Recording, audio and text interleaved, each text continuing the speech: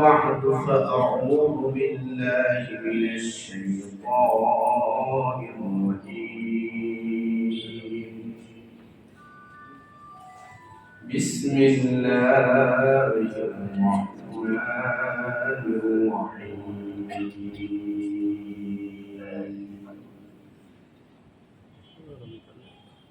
ولا تحسبن الله غافلا عما يعمل الظالمون، إنما يؤخرهم ليوم تشخص فيه الأبصار. وقال النبي صلى الله عليه وسلم: اتقوا دعوة المظلوم وإن كان كافرا فإنه ليس دونها حجاب، أو كما قال عليه الصلاة والسلام: إن الله وملائكته يصلون على النبي، يا أيها الذين آمنوا صلوا عليه وسلموا تسليما. اللهم صل على محمد وعلى آل محمد كما صليت على إبراهيم وعلى آل إنك حميد مجيد. اللهم بارك على محمد وعلى آل محمد كما باركت على إبراهيم وعلى آل إبراهيم إنك حميد مجيد. سبحانك لا علم لنا إلا ما علمتنا إنك أنت العليم الحكيم. محترم حاضرين، মহান আল্লাহ পাকের দরবারে কালিমাত শুকর যে আল্লাহ আমাকে আপনাকে জুমার নামাজ আদায় করার লক্ষ্যে আল্লাহর পবিত্র ঘরে আসার বসার তৌফিক দান করলেন। তাই রব্বে কারীমের দরবারে কালিমাত শুকর আদায় করি আলহামদুলিল্লাহ। আমরা দীর্ঘদিন যাবত এক জালেমের জুলুমের শিকার ছিলাম। ছাত্র জনতা, দিন বিরোধী, দেশপ্রেমিক কিছু যুবকদের মেহনতের ফলে আমরা নতুন একটি স্বাধীন দেশ পেয়েছি।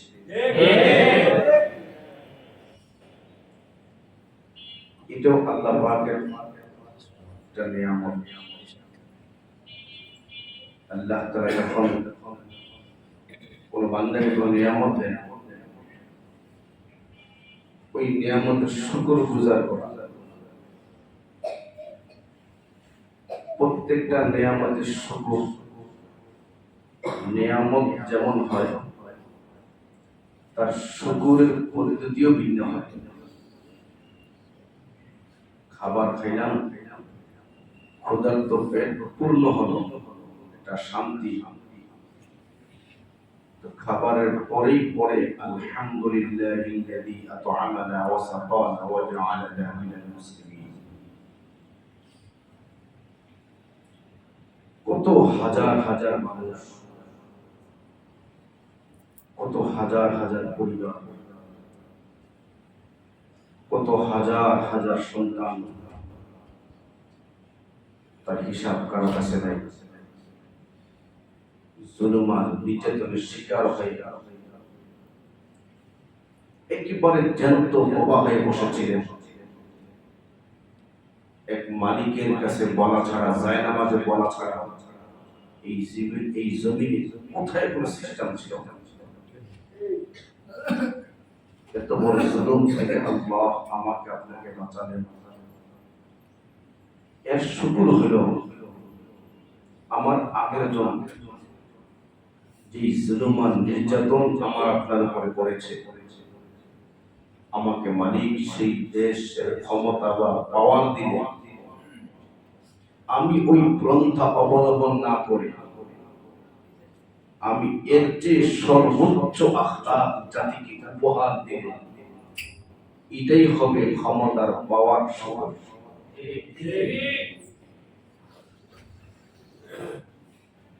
এই পৃথিবীতে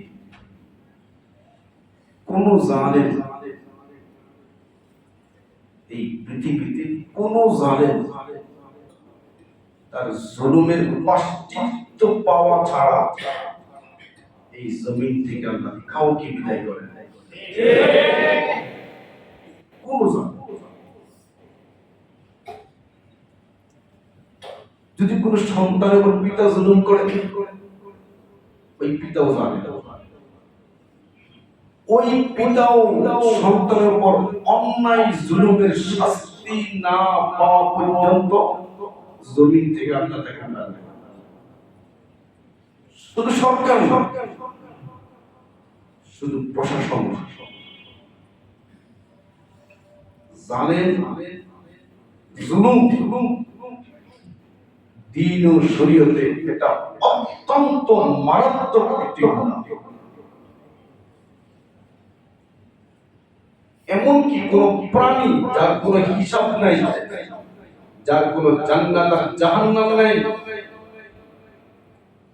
এই প্রাণীও যদি কোন সবল প্রাণী দুর্বল প্রাণীকে দুর্বলতার কারণে তার শিং বা তার মাথা বা তার পায়ের দ্বারা কোন দুর্বল প্রাণীকে আঘাত করে থাকে, রব্বে করিম কিয়ামতের মাঠে এই দুর্বল আর সবল প্রাণীকে জিন্দা করবেন, দুর্বলকে সবল বানাবেন, সবলকে দুর্বল বানাবেন। তার এই অন্যায়ভাবে আঘাতের প্রতিশোধ নিয়ে আল্লাহ এগুলোকে আবার মাটি বানিয়ে ছেড়ে দিবেন। প্রাণীরা পর্যন্ত জালেম আর জুলুম থেকে বাঁচে, শাস্তি ভোগ করা ছাড়া শান্ত হবে না। এজন্য আল্লাহ তাআলা সূরা ইব্রাহিমে বলেন, ওয়ালা তাহসাবান্নাল্লাহ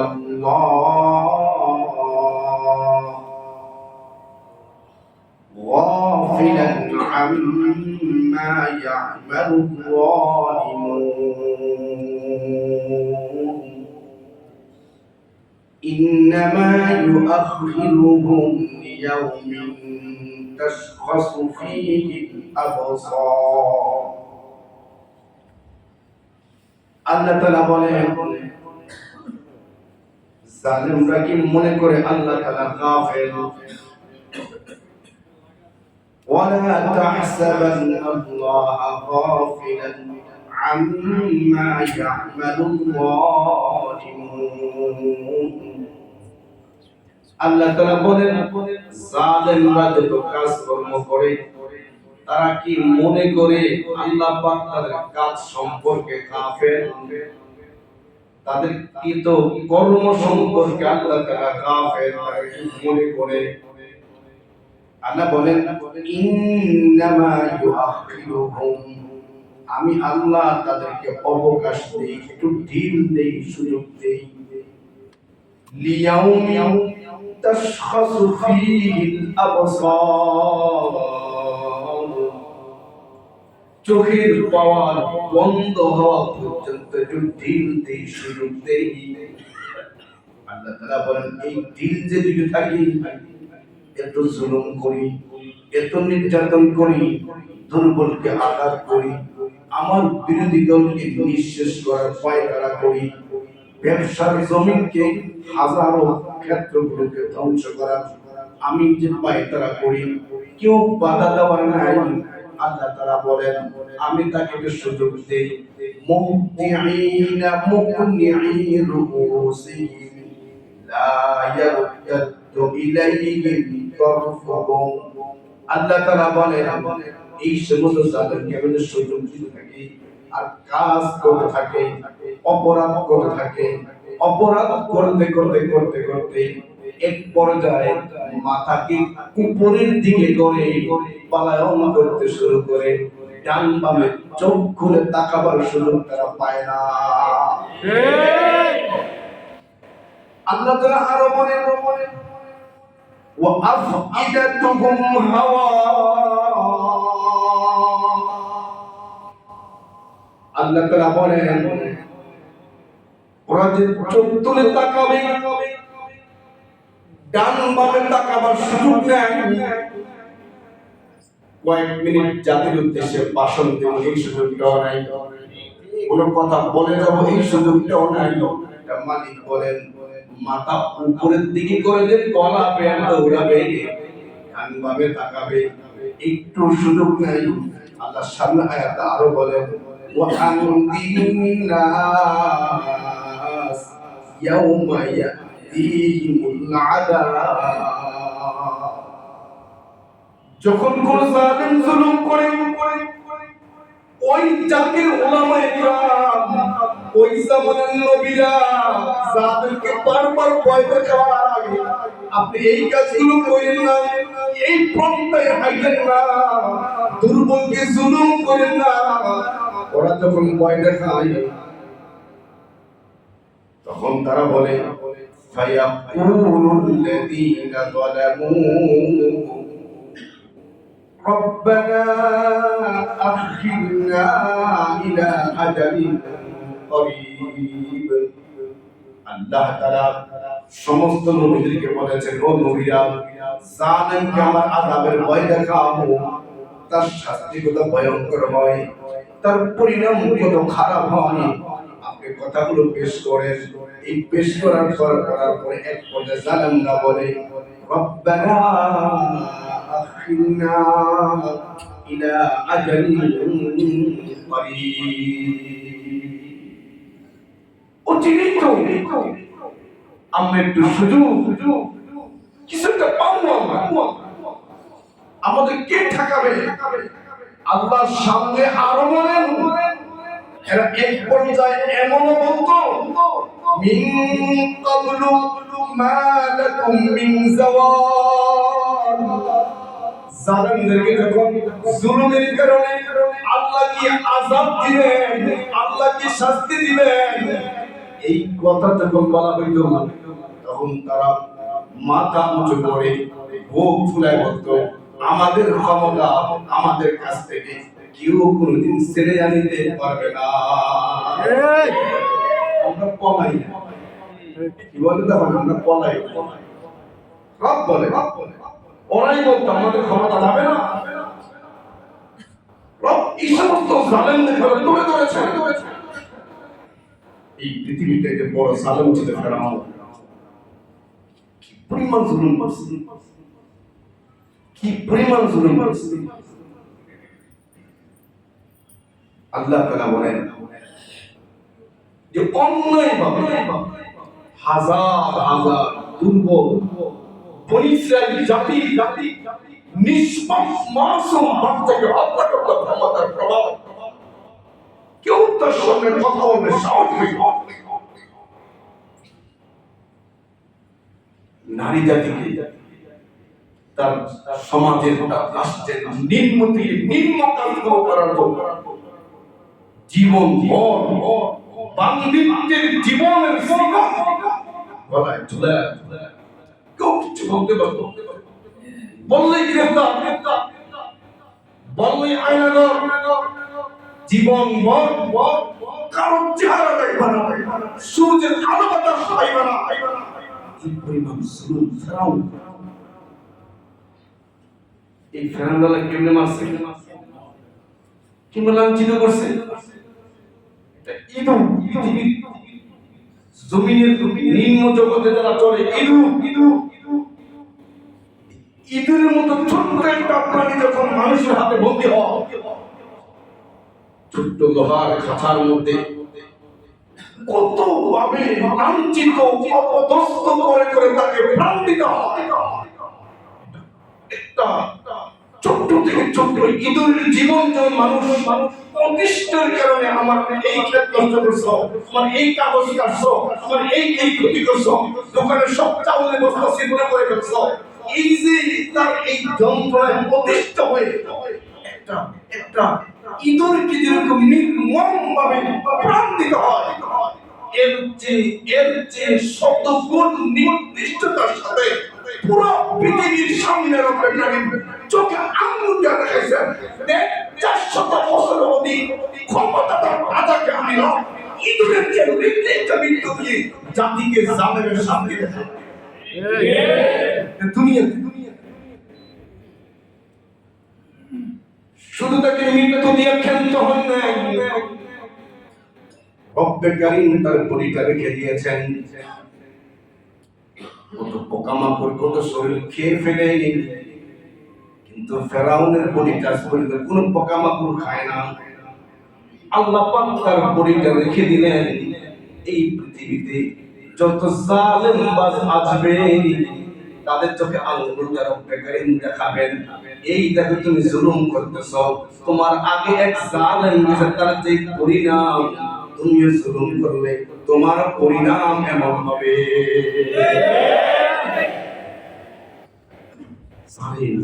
এত বড় অপরাধ জুলুম। এই জন্য আমরা আজকের আলোচনা থেকে একটা মেসেজ নিয়ে যাব, যে সন্তান, বাবা মা ভাই বোন, মালিক শ্রমিক, জনগণ জনপ্রতিনিধি কখনো জুলুম করুন। আর জুলম জুলমাতুন ইয়াউমাল কিয়ামা, বলেন এই জুলুম যে করতেছি, সন্তান হয়ে বাবার উপরে, বাবা হয়ে সন্তানের উপরে, বড় ভাই হয়ে ছোট ভাইয়ের উপরে, ছোট ভাই হয়ে বড় ভাইয়ের উপরে, ভাই হয়ে বোনের উপরে, চাচা হয়ে ভাতিজার উপরে, মালিক হয়ে শ্রমিকের উপরে, শ্রমিক হয়ে শ্রমিক জোট হয়ে মালিকের উপরে, জনগণ হয়ে প্রতিনিধির উপরে, প্রতিনিধি হয়ে জনগণের উপরে, পুলিশ হয়ে জনগণের খারাপ জনগণের উপরে, যে যে পর্যায়ে তুমি জুলুম করি, জুলুম আমার জন্য আসলে মাঠে বিশাল ভয়ঙ্কর অন্ধকার হয়ে দাঁড়াবে। আমার মুক্তি পথ থাকবে না। জুলুম তো ভয়ঙ্কর। আজকে যারা জুলুম করে, 15 থেকে 16টা বছর এক ত্রাস সৃষ্টি করেছিল, যার কারণে নিজের মাতৃভূমি থেকে কি পরিমাণ নির্লজ্জতা হলে রাষ্ট্রপ্রধান পলাইতে বাধ্য হয়েছে। আবার যারা ক্ষমতায় আসবে তারা যদি এই থেকে শিক্ষা না হয়, এদের যে আরো কঠিন এই দেশটা তোমার মামুর বাড়ি মোয়ার মতো, তোমরা 16 বছর খেয়েছে, তোমরা 20 বছর খাবে। এদেশের জনগণ ছাত্র সমাজ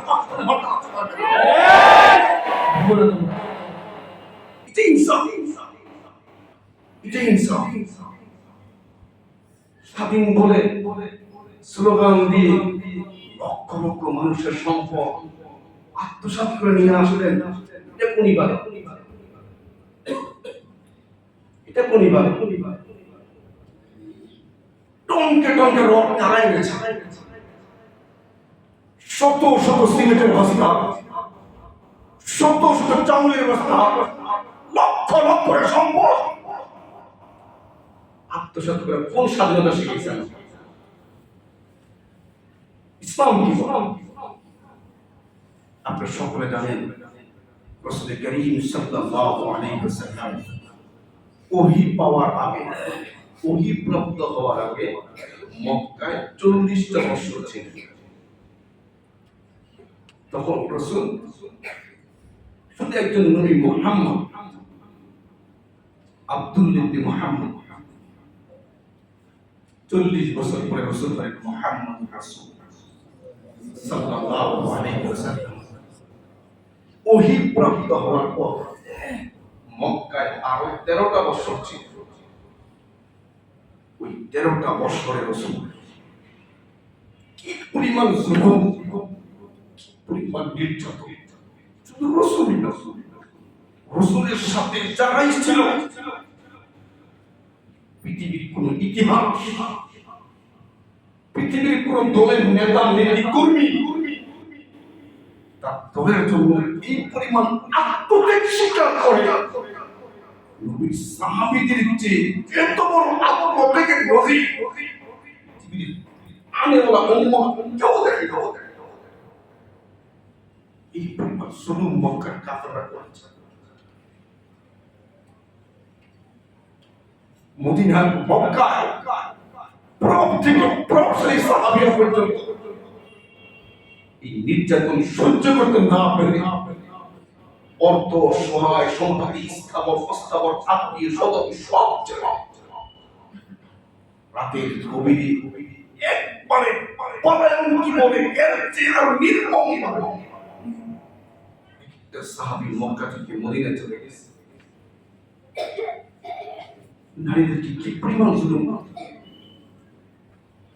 সুমাইয়া রাদিয়াল্লাহু তাআলা আনহাকে পৃথিবীর ইতিহাসে কোন নারীকে এরকম নির্মমভাবে হত্যা করা হয় না। লোকালয়ে দিবালোকে আবু জাহালের মতো টকটিরা সন্ত্রাস, লজ্জাস্থান একটা মানুষের পুরুষ হোক নারী হোক স্পর্শকাতরতা ছাড়া সব জায়গার আঘাত সহ্য করা যায়। লজ্জাস্থান আল্লাহ তাআলা এমন একটি স্পর্শকাতর করে সৃষ্টি করেছে, সেখানে আঘাত না যত বড় পালন হোক ওই আঘাত কেউ সহ্য করতে পারে না। নারীকে দিবালোকে পুরুষের সামনে, জাতির সামনে আবু জাহালের মতো টকটিরা সন্ত্রাস লজ্জাস্থানে কষ্ট মেরে নির্মমভাবে তাকে শহীদ করেছে। সাহাবীরা কিচ্ছু বলতে পারল না। আল্লাহ রাসূল মক্কার জমিনে, রাসূল মক্কায় তার জন্ম, তার বংশের হাজারো লোক সেখানে বিদ্যমান। এরপর নামাজের হারাতে বাইতুল্লাহ দেখো যে তোয়াফ করি আমরা, এই তোয়াফের জায়গাটার মধ্যে রাসূল নামাজ পড়তেছিলেন। নামাজের হালাতে, সিজদার হালাতে আবু জাহালের মতো সন্ত্রাসীরা বাচ্চা কোথাকার পচা উটের নারী বুড়ি টেনে সিজদারত অবস্থায় মাথা চাপায়া দিছে। এর শ্বাসরুদ্ধতা মানবতা আশেপাশে সাহাবীরা তাকায় চায় বললেই তুই সাহাবী শেষ।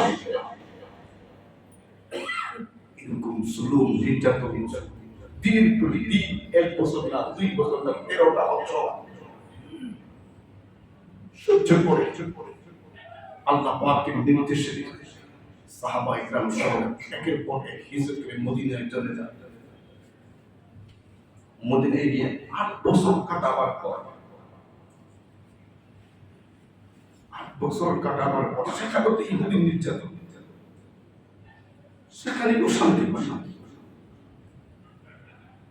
সেই নির্যাতন ভোগ করে 8 বছর পরে আল্লাহ রাসূল নিজের জন্মভূমি মক্কাকে জয় করে, যাকে বলা হয় মক্কা বিজয়। মক্কা বিজয় করে এই দীর্ঘ বছর জুলুম নির্যাতন স্বীকার করার পরে যে মাতৃভূমি রাসূল ফিরে পেলেন, সাহাবায়ে কেরাম ফিরে পেলেন, সাহাবায়ে কেরাম আনন্দ উল্লাস কি পরিমাণ করার কথা ছিল। এই 13টা বছর যে জুলুম করেছ, ওই জুলুমের শাস্তি নেওয়ার জন্য সাহাবায়ে কিরাম মক্কার অলিতে গলিতে রক্তের বন্যা বসাইতে পারতেন।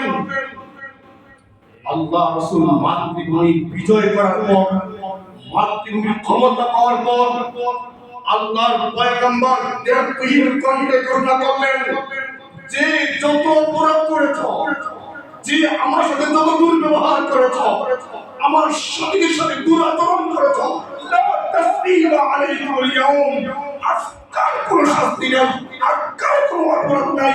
আমি নবী মুহাম্মদ প্রত্যেককে সাধারণ ক্ষমা ঘোষণা করলাম।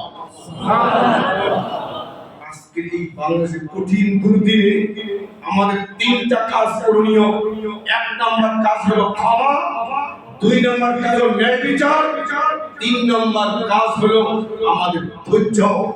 তিনটা কাজ যদি না করতে পারি, যারা দুনিয়ার ইহুদি বেঈমান খ্রিস্টানরা তারা উদাহরণ পেশ করে রেখে ইমানদাররা মুসলমানরা লুপ্তরা ওরা জানেন এরা তাকে ইসলামকে দমন করো।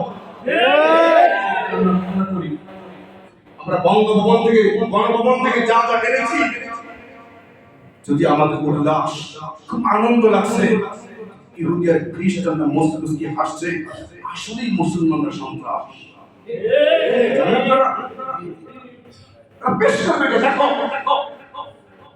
ওদের সম্প্রদায় কিভাবে সামান্য সুযোগের কারণে সব নিয়ে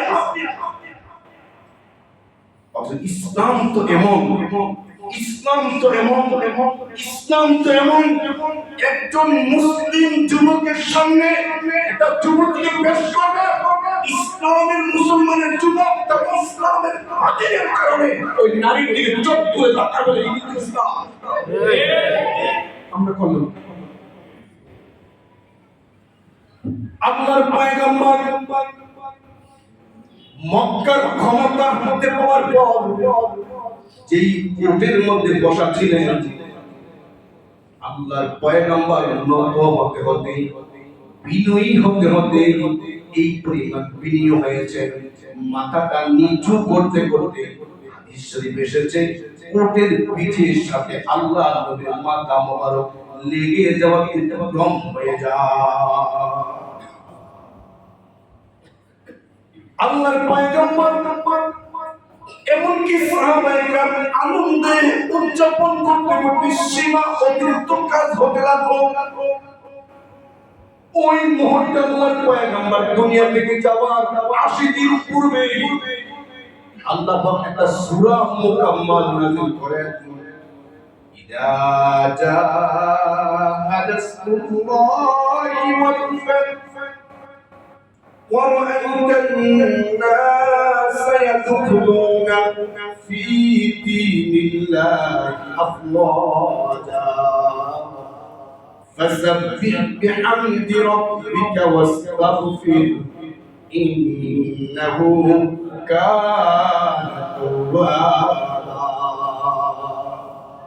ওকে পয়গম্বর, আপনি মক্কার ক্ষমতা আপনার হাতে, 13টা বছর জুলুম আর নির্যাতনের শিকার হয়ে আপনি নিজের এলাকার মাধ্যমে স্বাধীন করেছেন। আপনার সাথীরা আনন্দ করতে গিয়ে, মজা করতে গিয়ে জুলুম করতে পারে।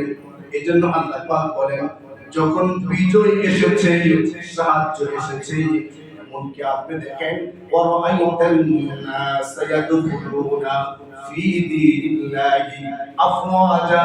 তখন পয়গম্বর আপনার হাতে মক্কার ক্ষমতা আসার কারণে আপনি স্বাধীন হয়ে গেলেন, ইসলাম হক প্রমাণ হয়ে গেল, ইসলাম সত্য শান্তির জন্য প্রমাণ হয়ে গেল, যার কারণে আপনি দেখেন আপনি দেখতেছেন দলে দলে মুসলমান হইতেছে, কাফেররা ঈমান গ্রহণ করতেছে। ওগো নবী, আপনি এই কথা মনে করিয়েন না, আমার লোক সংখ্যা বাড়তেছে, পুরো এলাকা আমার স্বাধীন, যা তা বলবো, যা তা করব, যা তা করে ফেলবো। এজন্য আল্লাহ পাক বলেন ফাসাব্বিহ বিহামদি রাব্বিকা ওয়াস্তাগফির। ওগো পয়গম্বর, এই স্বাধীনতা পেয়েছেন, মুক্তি পেয়েছেন, জালেমের জুলুম থেকে নাজাত পেয়েছেন, তা আপনি পড়েন ফাসাব্বিহ বিহামদি রাব্বিকা ওয়াস্তাগফির। আপনি নবী হয়েও আপনার সাথে সঙ্গী নিয়া বেশি তাসবিহ পড়েন, আপনি ইস্তিগফার করেন, আপনি হামদ সানা পড়েন। আমাদের আয়েশা বলেন এই সূরা নাযিল হওয়ার পর আল্লাহর পয়গম্বর যত নফল নামাজ বেশি বেশি পড়তেন, প্রত্যেক নফল নামাজে এত লম্বা সিজদা দিতেন, এত লম্বা রুকু দিতেন, যে রুকুগুলোতে তাসবিহাতকে বাড়া দিতেন, সিজদার তাসবিহ বাড়া দিতেন। কারণ কি? এই দেশ স্বাধীন করা, ক্ষমতা পাওয়া, জালিমকে হটানো কখনো সম্ভব না যতক্ষণ পর্যন্ত আমার মালিকের সাহায্য না আসে। এই দেশে কত ক্ষমতাধর আছে, সবকিছু থাকার পরেও তো পারিনি। ছাত্র 6 থেকে 7 জন ছাত্র, ওরা পারল কিভাবে? আমাদের আলেম বলে তারা আবাবিল পাখি,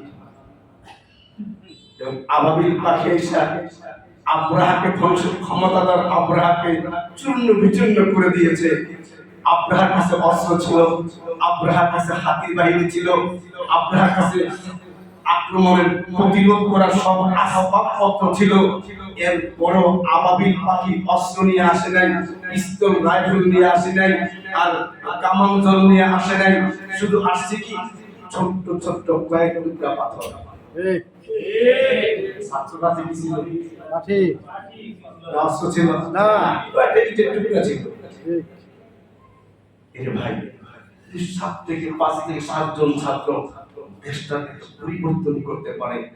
আমরা 16 কোটি আকলমান বুদ্ধিমান লোকগুলি একটু দিনের বুঝ নিয়ে কাজ করি, ওরা 7 জন ছাত্র থেকে এত বড় পরিবর্তন। আমরা প্রত্যেকটা মহল্লার আকলমান বিবেকবান, আমরা ঠিক হইলে দেশটাকে আমাদের ঠিক মসজিদ পর্যন্ত ঠিক, এটা ঠিক।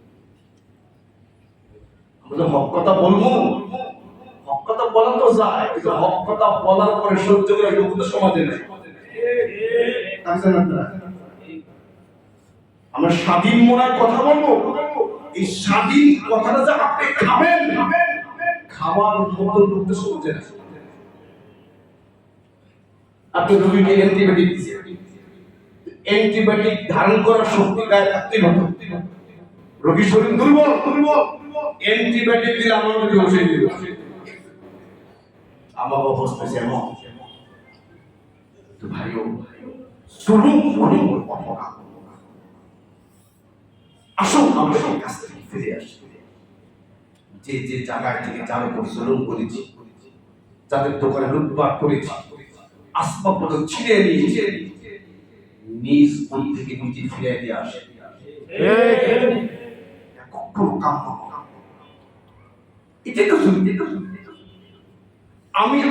আমি অপরাধ করছি, অপরাধের শাস্তি আপনি দেওয়ার অধিকার নাই, রাষ্ট্র আছে। রাষ্ট্র অপরাধের শাস্তি প্রয়োগ করবে।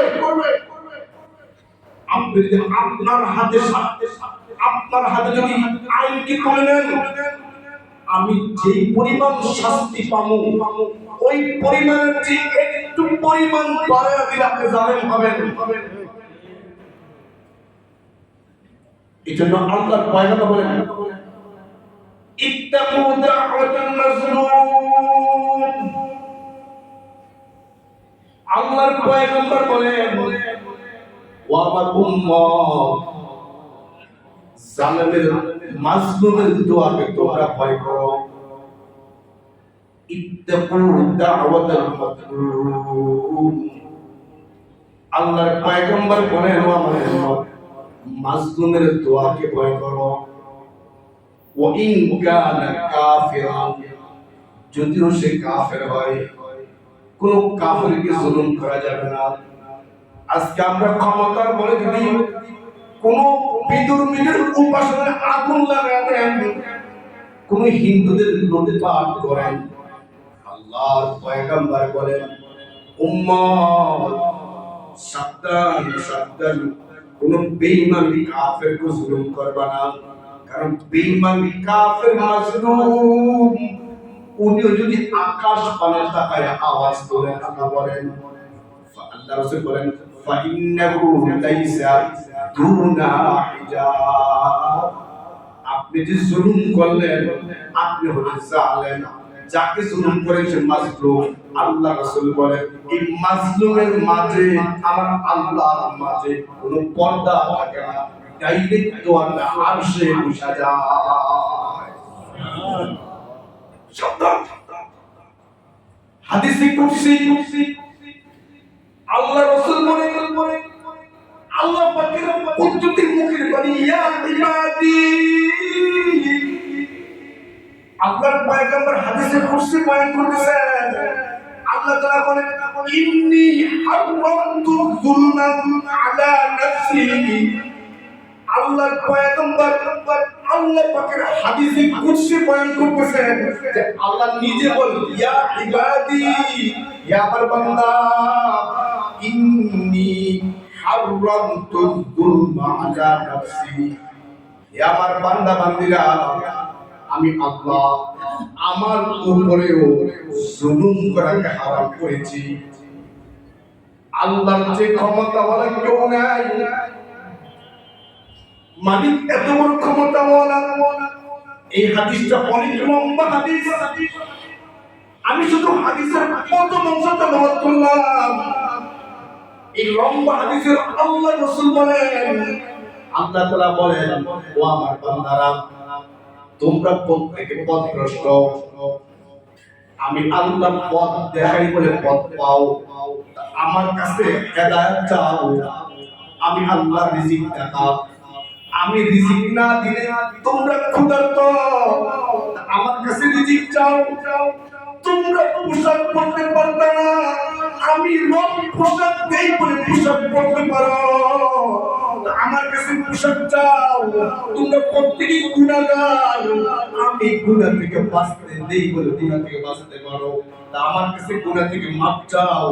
আল্লাহ রাসূল লম্বা হাদিসে এক পর্যায়ে বলেন, এই পৃথিবীতে যত মানুষ আসছে, যত জিন আসছে, কিয়ামতের আগে আসবে, প্রত্যেকটা মানুষ যদি, প্রত্যেক জিন যদি এই পৃথিবীর কোন একটা জমিনে জমা হয়, পৃথিবীতে যত মানুষ আসছে বা আসবে, যত জিন আসছে বা আসবে, সব মানুষ আর সব জিন যদি এই জমিনের কোন একটা জায়গায় জমা হয়, জমা হওয়ার পরে যদি এই জমিনের সবচেয়ে একটা ভালো মানুষ যে তার মতো ভালো হয়ে যায়, এই জমিনে কোনো অপরাধ নাই, প্রত্যেক মানুষ একেবারেই ভালো। আল্লাহ রাসূল বলেন, এই যে তোমরা ভালো হয়ে গেলা, আমি মালিকের, আমি আল্লাহর ক্ষমতার মধ্যে, আমার কিবরিয়াতের মধ্যে, আমার মুলকিয়াতের মধ্যে কোন একটু ইঞ্চিও পারবে না।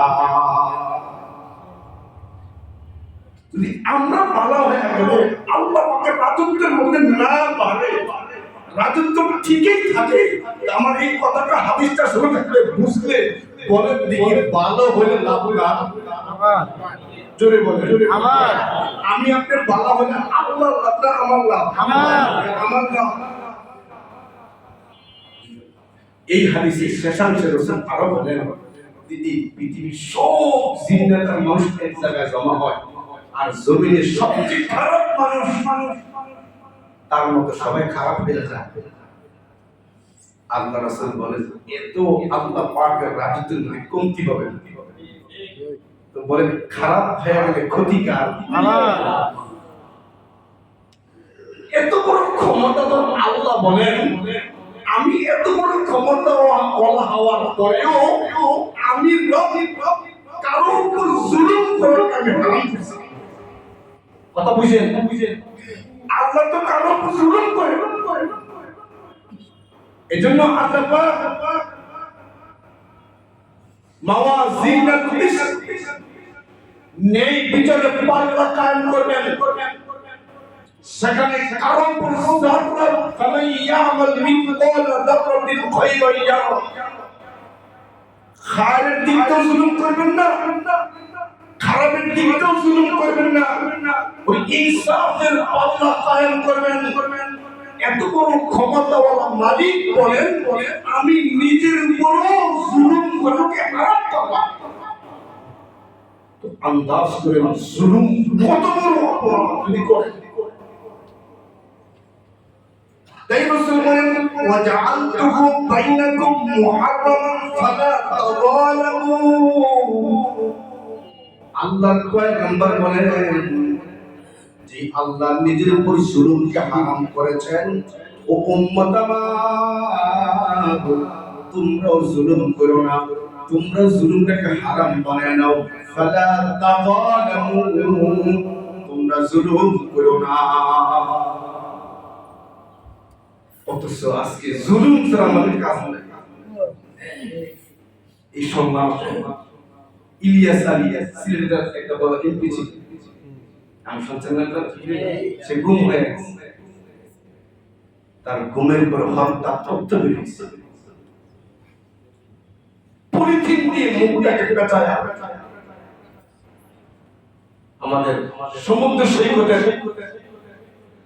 সেই সাগরে নিয়ে তাকে হত্যা করে তার পেট আর অঙ্গ প্রত্যঙ্গ কেটে সমুদ্রে ফেলে দিয়েছে। বলেন হাসরের মাঠে যদি সন্তানটা দাঁড়ায়, রাষ্ট্রপ্রধান আমরা অপরাধ করতে পারে, শাস্তি পাওয়ার যোগ্য, কিন্তু জীবন ভোর আব্বা টাকা থেকে মাথার আমি কেন জবাব দেব? বলেন 15 থেকে 16 বছর বা 13 বছর আয়না ধরে মতো ভয়ঙ্কর অবস্থান তৈরি করে নির্মম থেকে নির্মম ভাবে জুলুম করে আমার বাপটাকে কেন মারলা? জবাব দাও। আমার বাবা অপরাধ করে শাস্তি পাবে, অবশ্য অতিরিক্ত হইল। এই কথার জবাব যতক্ষণ না দিবে ওই সালের 1 ইঞ্চি পাশ হয়ে যাবে। আয়না আরেকজন হাওয়া বলুন কারে তুমি কারে সাল এরা বলছে আয়না গো, আগে ছিল হাওয়া বলুন, ভুলে গেছেন আপনারা? আমাদের হাফিজ হুজুর বড় সাহেব শাহ আমর আশা উনি বলতেন মিয়া আমেরিকার বিএনপি তাহলে এটা মুদ্রার মতো, এই পিঠেও ঘুম ওই পিঠেও, এক পাশে ঘুম ভিজা আরেক পাশে ঘুম শুকনা, উভয়টাই না। আল্লাহর কালাম হাতে নিয়ে বলছি, যেই রাজনীতির কথা আল্লাহর দরবারে বলা যায় না, যেই রাজনীতির আলোচনা মিম্বরে করা যায় না, ওই রাজনীতি আল্লাহর জমিনেও করা যাবে না। রাজনীতির কথা মসজিদে বলা যায়, মিম্বরে বলা যায়, ওই রাজনীতি আল্লাহর জমিনেও করা যায়। ওই সমস্ত গান্ধীজি রাজনীতি পরিবার করে দেশ বদলাবার সময় এসেছে। আমরা প্রত্যেক জনগণ ঠিক হয়ে গেলে এই সমস্ত দেশের সম্পদ লুট করে খাওয়ার লোকগুলো পাবে না। আমরা ওয়াদা করেন, পূরণ করেন। আপনারা তো আমাদের সামনে একটা কথা বলেন, মাঠে গিয়ে পাল্টে যান।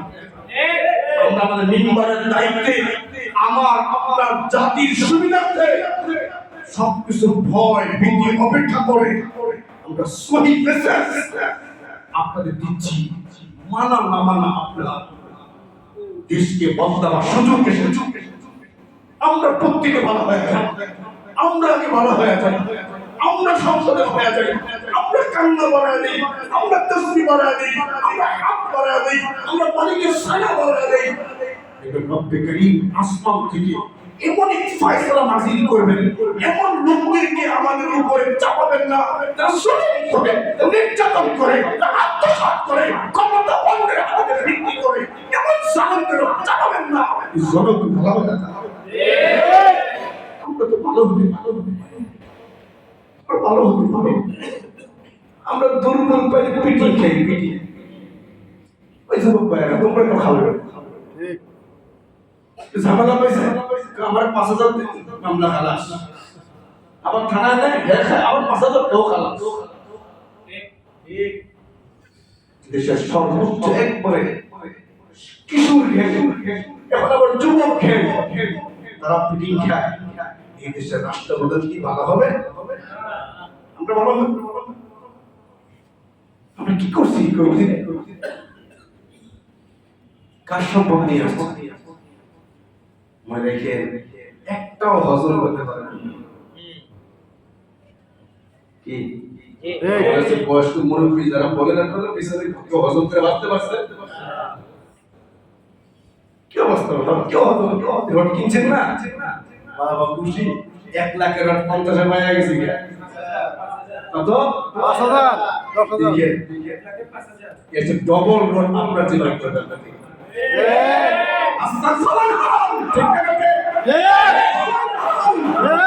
দেখবেন সমাজ বন্ধ হয়ে যাবে। বিজ্ঞান হাত দিতে গেলেন দেশের সম্পদ এসি হয়ে গেছে। এসি কার টাকা? আমার আপনার খাবের ট্যাক্সের টাকা হয় টাকা দেন। আরো কত কিছু আমরা করেছি। এটা মানে বীজের পর এই স্থিতি আমাদেরকে দেয় না। বীজের পর হবে সিজদা, বীজের পর হবে আলহামদুলিল্লাহ মালিক আপনি। আমরা সরাইতে পারতাম না এই জালের বসে করতো, চাপ দিয়ে বসে থাকতো। কত আলেম, কত আলেম, কত নিরহ বছরকে বছর পরে আছে, কিচ্ছু বলতে পারে। মা মারা গেছে, কাছে আসতে পারে নাই। আমি সন্তান মারা গেছে, কাছে আসতে পারে নাই। আমি এক মসজিদের খতিব ছিলাম, ইমাম আর খতিব ছিলাম। আমাকে দেখে কোমরে লোকের হুজুর আপনার কি হেফাজতের খাতা নাম লেখা আছে? আমাকে আমার এখন তো চেহারা মনে আছে। মসজিদ বাড়িতে বসে আমাকে বলতেছে হুজুর বলেন আপনার হেফাজতের খাতা নাম লেখা আছে? থাকে আপনি এখন চলে যান, আপনাকে গ্রেফতার করবে, বেজ্জতি হবে। ওই দিন পৃথিবীর কারো কাছে বলতে পারি নাই মালিক আমি নারীবাজি করি নাই, আমি চিন্তাই করি নাই, মসজিদ সম্পদ আত্মসাৎ করি নাই। আমাকে এক ইসলামের নৈতিক দিনের পাক করে আমার নাম লেখা আছে, তাই মালিক আমাকে বলছে সরে গেছে। তুমি ওদের কি চিনা না? কারো কাছে বলতে হবে আসমান দিয়ে প্রকাশ হচ্ছে। অথচ এই দেশে কত অপরাধ করলে ওনার ডিউটি ভিক্ষুলে হাতে আমি কি করছিলাম? জুলুমের বিচার মালিককে দিয়েছি। এরকম হাজারো আলেম ওলামা আছে, হাজারো নিরীহ মানুষ কিচ্ছু করতে পারে। এই দেশ আপনার মুক্ত করে জালেমের হাত থেকে আমরা যদি সমাজটাকে না করি, দেশটাকে না করি, কে করবে? যদি মনে করেন এরা গেছে আমরা ভালো হবে, খুব ভালো, আমাদের ইতিহাস তো ভালো।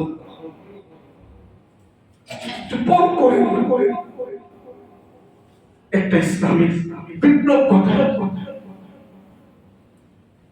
ইসলামী ইতিহাসে একজন বাদশা ছিলেন ওমর ইবনে আব্দুল আজিজ রাহমাতুল্লাহ আলাইহি। উনি একজন রাষ্ট্রপ্রধান ছিলেন। হজ করবেন টাকা নাই, হজ করবেন টাকা নাই, হজ করবেন টাকা নেন। ওনার খাদিম ছিল, তার কাছ থেকে টাকা ধার নিয়ে হজে যাবেন।